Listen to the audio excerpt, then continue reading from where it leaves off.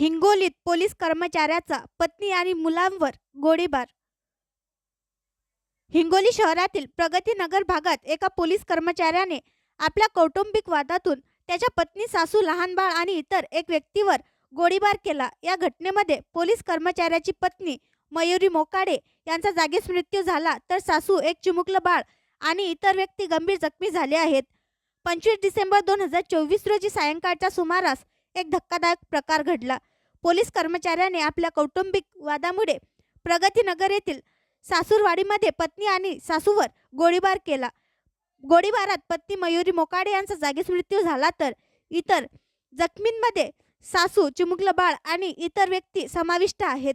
त्यांना तातडीने हिंगोलीच्या शासकीय रुग्णालयात दाखल करण्यात आले, परंतु जखमींची स्थिती गंभीर असल्याने त्यांना नांदेड रुग्णालयात हलवले आहे.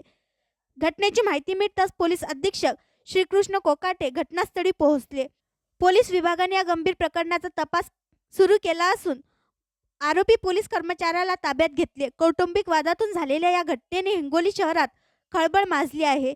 या घटनेमुळे हिंगोली शहरात तणाव निर्माण झाला असून स्थानिक नागरिकांनी या प्रकारावर तीव्र प्रतिक्रिया व्यक्त केली आहे आणि त्यांच्यावर कठोर कारवाई करण्याची मागणीही व्यक्त केली आहे.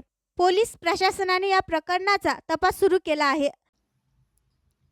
आणखी नवीन व्हिडिओ पाहण्यासाठी आमच्या देशमुख एक्सप्रेस न्यूज चॅनलला सबस्क्राईब करा, लाईक करा आणि शेअर करा.